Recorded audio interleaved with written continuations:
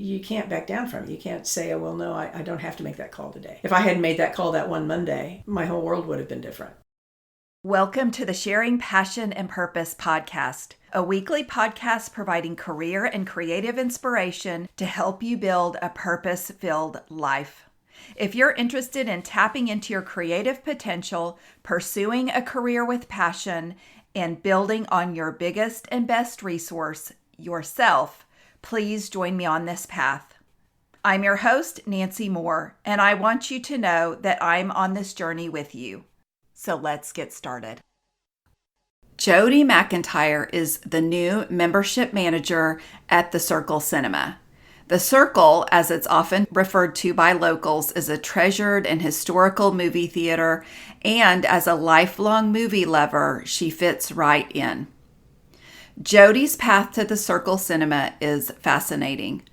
It was her love of the entertainment industry that gave her the courage to move to LA at a young age and work directly for a well-known television and movie production company. Her strong work ethic and relentless pursuit of working for this one particular company allowed her to achieve that goal. Her time in California added up to over 25 years, but after having children, she wanted to raise them in her favorite city and move back to Tulsa. The past 18 years, she has worked as an executive producer at a local television station and recently transitioned to the Circle. In this visit, you'll learn how Jody's life has come full circle, including more about her time in the entertainment industry and her excitement to be serving the community at the Circle. Okay, Jody, welcome to the Sharing Passion and Purpose podcast. I know you're laughing. We had some technical difficulties, you guys, and Jody is kind enough to re-record this interview. And so she and I have gone, we'll just say a dry run, a practice run. Practice makes perfect. Practice makes perfect. But I appreciate your patience Sure. and willingness to re-record. But I'm happy to have you here today. So welcome to the podcast. Thank you. Happy to be here. Yeah. Well, I would love for you to share your background about being from Tulsa. You're a lifelong Tulsan. You grew up here. And then I know that you went to LA to pursue a career out there. So if you could kind of share your background and then what took you to LA. Okay. My family moved here when I was in third grade. Went to Barnard. Went to Edison Junior High, as we called it then, Edison Senior. Took 1 year at TU. Realized college wasn't something that I was good at. And really always wanted to move to LA, wanted to go to LA. And so I quit school and I went. My parents were very nice about it, and I think they thought I'd come home sooner, and I did, but I didn't. So I went out there and kind of thought I wanted to work in films when I was a kid. I loved movies, but then after high school, I went to work at Channel 6 in the newsroom for Clayton Vaughn, and that kind of gave me the TV thing. So when I went to LA, I was trying to get a TV job. I worked in an answering service for a year because you just don't fall into things, but I go out on interviews, and I found this one place that I really wanted to be, Norman Lear's company. There was a fellow there, George Sunga, who was very nice to me. So he was an associate producer for the Jeffersons. So I would just call every week, and finally called one Monday, and their receptionist had quit. So he wanted to, I think, stop the phone call. So they brought me in, and I started as the receptionist for All in the Family and the Jeffersons. Mm-hmm. And by the time I was 20, and we started at CBS, Television City. And I was on the Jeffersons for 5 years.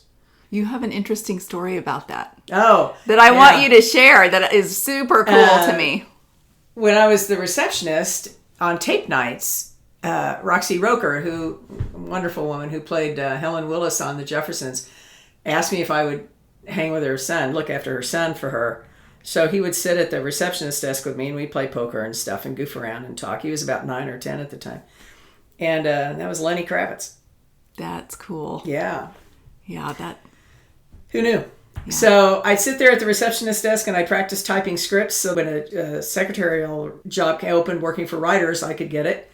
And eventually it did. And I started working for writers. And that's where I worked for the next 10 years. Two of the guys that I worked for, Bob Schiller and Bob Weisskopf, they were writers on I Love Lucy and The Lucy Show. So the people you get to meet, the people you get to know and absorb things from, wonderful. I wouldn't trade that 10 years for anything. Yeah. That's so neat that you had that opportunity. But did you ever feel like that was your new normal? I mean, you were from Tulsa, but then living out there, or were you starstruck? Was it? No. I mean, it was my normal. It was my normal because we were all there together. At that time, Norman had like 7 shows on the air, and everybody kind of knew each other, and we had a softball team. We just, everybody kind of hung together. And it was special. You didn't not know that you weren't lucky to be someplace special working for him and working on those shows and in that environment. And during those times, it was amazing. It was amazing. And I'm so grateful that I had a chance to be there for that. Mm-hmm. You created that opportunity for yourself, though, deciding to go out there and pursue that. You take the leap. You take the leap. Yeah. Okay. I love it. Okay. So what did you learn from your time in Hollywood then after that 10 years that you brought back to Tulsa? Because you came back to Tulsa for a stint. Is that right? Mm-hmm. Okay. Well, I learned that if you're working for amazing people, you're going to learn amazing things. I learned to really love the Los Angeles Dodgers. Good. I learned how to drive in really fast because I did that. And I developed an acute sense of sarcasm. And that was great. Yeah, I could tell. I like it, though. Yeah, I like it.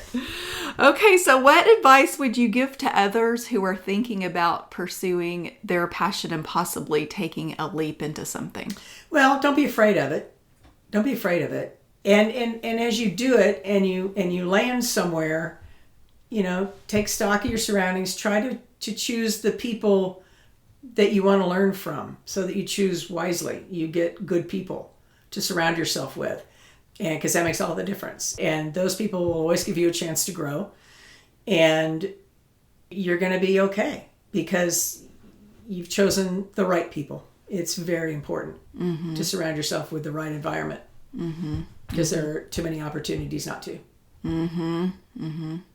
That saying where you're most like the people that you surround yourself with or the 5 people, your 5 closest friends. Do you kind of believe that then? Yeah, I was looking at it more from the people that I had the chance to work for and learn from and watch how they pursued the thing they love and what they were good at and the joy it gave them and other people. And that means everything. If you're happy in what you do and you're making a difference for other people, then it doesn't get any better than that. I always worked for people who felt that way. And did you feel that way? Oh, yeah. Yeah. Okay. Yeah. Yeah. Okay, good. So then what made you return to Tulsa, and what did you do once you returned? I don't know. I was getting ready to turn 30, and for some reason I freaked out. And I came back for a couple of years, and I worked at Channel 8 for a while in the promotion department. And I moved up to Minnesota. A friend of mine had introduced me to Minneapolis, and I fell in love with it. And I tried to work up there, and it never really worked out. So I came back to Tulsa now for another year. Now, why didn't it work out? Oh, gosh. Yeah, I knew the story. Because you were a superstar in California. Well, yeah. So I'd go on these interviews, these TV interviews, and I had worked in LA, and I obviously had gone back to Tulsa. That probably threw him a little bit too, but basically it was the LA experience, and I'd go to interviews, and I think, well, I've got to get this. I can do this. And I would never get these jobs. And finally, the last interview I went on, the guy said to me, "Can I ask you what you detoxed for?" And I said, "Detoxed?" I said, "I didn't detox for anything." And he said, everybody I've ever interviewed that was from LA came up to go to Hazleton, which is the giant rehab, nationally known rehab center. And then they just decided to stay. And I said, "I'm really sorry, I've never set foot in Hazleton." But I said, I think I just found out why I haven't been able to get a job up here. And he goes, "Oh, yeah, that's probably it." So, I can take a sign. I know what's what. So I didn't stay. I got lucky. One of my twins went to college up there, so I've got to spend some time up there, and my best friend lives there. Okay. So. Okay, Jody, I want to ask you about your work ethic because you obviously had a vision for working for Norman Lear, and you did not get that right out of the gate. It took you a little while, but if you could share what you did to finally get there, because you did finally get that break and get that chance. Well, I had been working in an answering service at nights, and then I did that for the first year I lived out there. And I would still look for jobs during the day. And while you're out there looking at jobs, and you go to all these different places like the Mary Tyler Moore Company and the Norman Lear Company and all these different shows and networks and things, you get a feeling for them, and you kind of think, well, this would be like the ideal thing for me. This is like my dream place that I want to be at. So you zero in on it, and I zeroed in on it. I called incessantly until something opened up. And how long was it? Was it a year? A few months? It was about 6 months. I'd been in LA a year when I was 20, when I started at Norman Lear's company. So, and you get a feel for what you want, and then you just keep working towards it. You just do what you got to do, as far as pushing yourself. If it's worth it to you, you can't back down from it. You can't say, oh, well, no, I don't have to make that call today. If I hadn't made that call that one Monday, my whole world would have been different. Because they weren't going to call me. So you do what you do. So when you got that break and you were able to work there, I want you to speak to the work ethic that you had to have, because you wouldn't have stayed around as long as you did. You know, if you weren't a hard worker. So I want you to speak to the value of good work ethic and kind of what you did. I was always taught that if you're going to do it to the best of your ability, and don't do anything halfway. And that a lot of people my age that were raised by the greatest generation, that's what we got. That's the gift we got. We didn't get a trophy for showing up. We worked at it. And so that, and then also being in that environment, I was surrounded by amazing talent that I just got to absorb and just watch how they conducted themselves and how they chose what they chose and the magic it brought to their lives.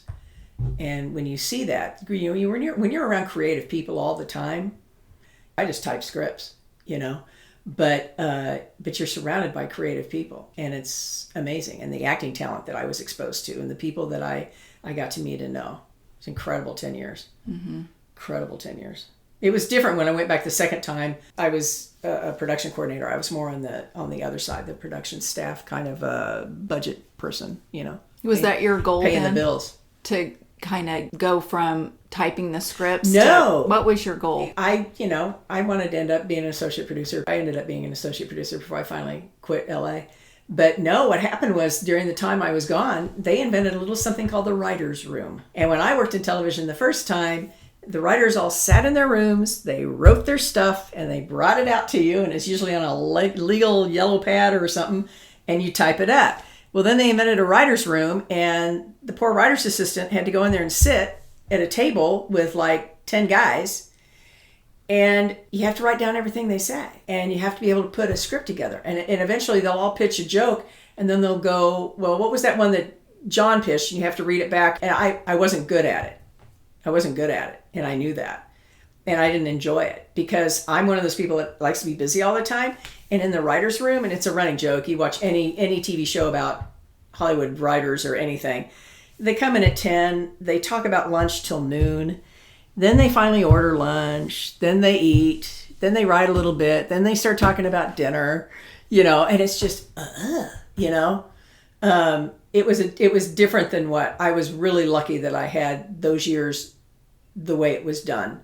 Because on a sitcom, you'd have a staff writer and a story editor and a producer and an executive producer, and they would all be working on things simultaneously. And so you'd literally start a season and you'd have 10 scripts ready to go to table. Now they write everything at the last minute because they're there till 2:00 finishing something that's going to be at the table for reading tomorrow morning. And it's just, the hours are brutal and it's hard, and I don't see that the quality's that much better. But the writers enjoy it.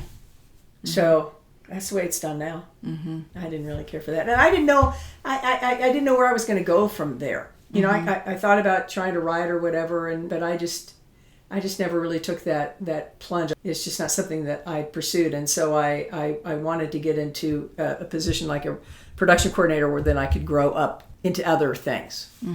But when you're a writer's assistant, you're a writer's assistant.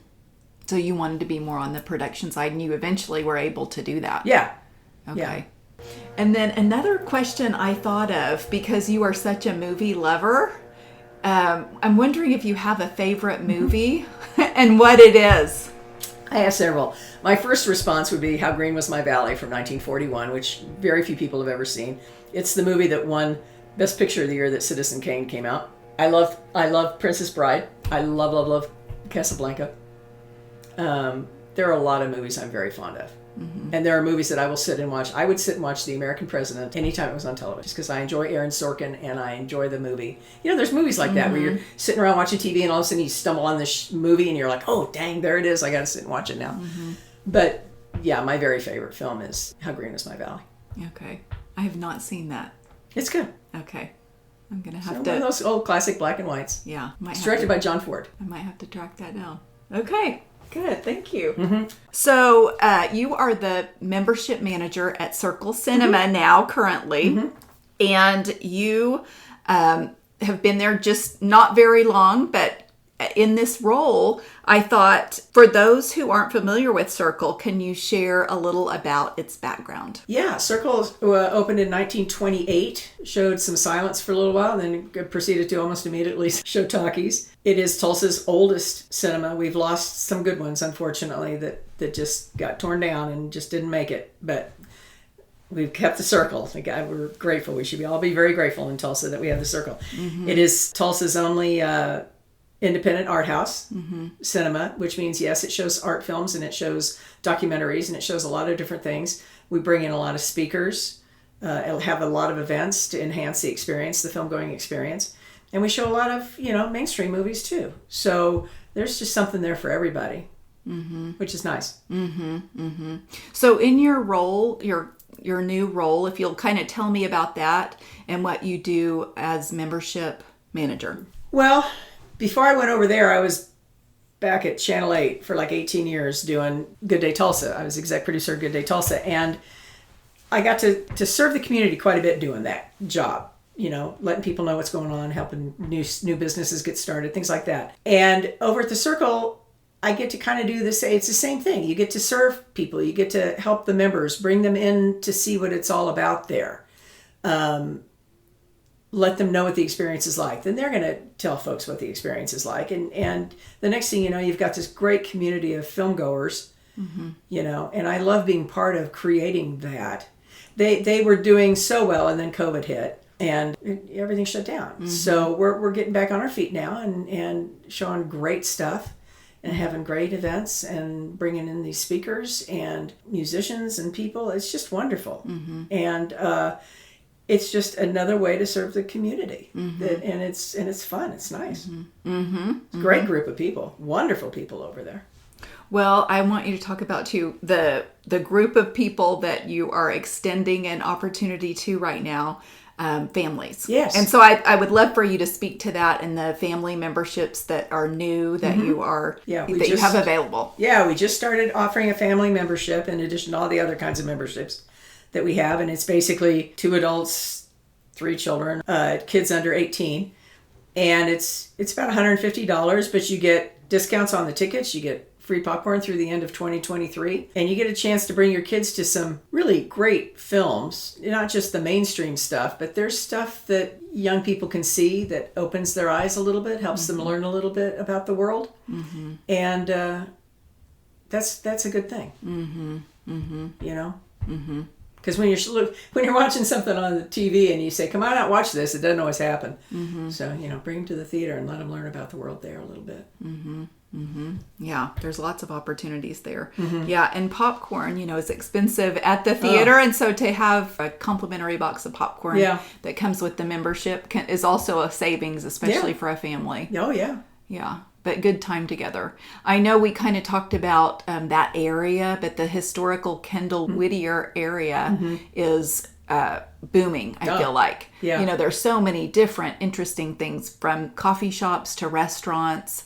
There are different things for people and families to do. And they have the food market there. The farmer's market. Yeah. They do a lot of things down there. It's really happening down there. So good area. It's a great area. Good historic area for sure. Yeah. Okay, so what do you enjoy about working for a nonprofit now versus working for profit before? Well, the job is so completely different because before I was doing this TV show and now I'm helping members. So on a personal level, it's a lot less stressful for me, which I like. But the mission is the same, you know, to help people and help the community. It is a different environment. There's a smaller group of people, obviously, over there than I worked with at Channel 8. And they're all terrific. And it's just a different feel. It's a different feel. And it's good. It's good for me at this time in my life. I mean, I did Good Day Tulsa for almost 18 years. And this is a nice segue into, you know, eventually retiring someday, to just kind of do something different, do something it is challenging. I get to learn a database, and how much fun is that? So fun. Yeah, woo. And so I get to be challenged with something new in a new environment. I was on the board there for a while, so I'm aware of Circle. So tell me about that. When you were on the board, what was your role on the board, and why were you interested in Circle specifically? Well, because the films. I had a friend, I still have a friend, she's on the board there, and we had served on another board together, and I said, I'd really like to be over at the Circle. And by that time, I'd had them on Good Day Tulsa many, many times and knew Clark Weens and all of the people that made it go. And I was lucky. They invited me into the board, and I got to help them on that level. And it was nice. It was nice. It gave me a chance to learn more about the theater and the people that are passionate about it. Including and they're you. Out there. Yeah. Now you're one of them. Yeah. So while you were on the board, you started a White Christmas sing-along. So if you can kind of share a little bit more about that. Well, Circle decided one year they wanted to do a White Christmas sing-along. And I mentioned to them that when I lived in LA, I got together every year with some good friends, and we would eat junk food and buy each other stupid gifts, and we would watch White Christmas, and we'd do choreography moves, and we'd sing along, and we'd have a great time. So I was more familiar with the film than I ought to be. And they said, well, would you MC it?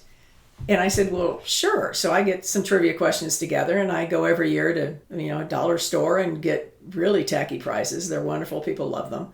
And we do trivia, and I tell them where the bloopers are to keep an eye open for the bloopers, and they get certain lines that they can recite out loud, and they already all know them because most of the people that come know the movie and love the movie. And they get to sing along and do choreography moves and just have a great time. And it's funny, every year these people come back. We have families, groups of 10 that come every year to see this thing. And it's fun. We have a good time. It's a good time. What a fun tradition, though. So people listening, if they have not been to Circle and participated in that, are families coming too then? Oh, wow. Bringing kids? And yeah. Okay. My whole family's coming. They all dress up in their Christmas finery, and they all come. Yeah. Okay. Yeah. They haven't started selling tickets yet. We're still locking down dates, but it'll be a couple weekends in December like it always is. And we do about, 10, 12 of them. And then they show Rock Christmas regularly during the month also. So you get your chance to get your fill of Bing and Danny, and Rosemary and Vera Ellen, all of them. That's fun. Yeah, I love that. Okay, so in wrapping up, I have a couple of questions for you. I usually just ask one question, but because you are a lifelong Tulsan, I wanted to get your take on what you enjoy most about Tulsa. The people, wonderful people. I live in Midtown, so I love the beauty of Midtown, the trees, the older houses. I live in a mid-century ranch, which I adore. Oh, cool. And my mother still lives here in town. She's 98. She's still in Midtown. And I just think Tulsa's a wonderful place. It's so interesting whenever people come to visit and they see Tulsa for the first time. It doesn't look like they thought it was going to look. And they're amazed at how nice the people are. But they just had no idea. It's just this treasure that, we know about it. But it's just a really, really special place. That's why I thought I'd have you speak on it, because I actually grew up in Stillwater, but I've lived here for 20 plus years. And so anyway, but you who grew up here, you spent some time away, but you're back and you wanted to raise a family here, that kind of goes into the heart of the city, I think, just the people who are here and who value this place. So, okay. So the other question is, what are you passionate about right now? My daughters, they're 21 now. My twins are 21. And every day that goes by, they just get more and more interesting, because they develop their own ideas, their own thoughts, their own ways of living. And it's just fascinating. You give them a base coat and then you let them go. And I just really enjoy watching them. One of them is still away at school. I don't get to talk to her that much. One of them is home for a few. And I just enjoy the heck out of them becoming their own people. So I love that. I still love the Dodgers. I still love sarcasm. But the film, I think that's why it's so fun to be at the Circle. I've always loved movies. And to be there every day is really, really special, really neat. Yeah. Well, I'm glad that you're there, and I appreciate your time. Well, thank you, Nancy. This was fun. It was fun. Yeah, thank you. Okay, everybody, that's a wrap on this week's episode. I want to thank you for listening to the Sharing Passion and Purpose podcast. It means the world to me, and I'd love to connect with you. Please follow me on Instagram, Facebook, and LinkedIn at Sharing Passion and Purpose, and Twitter at Passion Sharing. Also, if you like this podcast, it would mean a lot to me for you to subscribe, rate, and review it. And as always, all my show notes will be available on my website, sharingpassionandpurpose.com.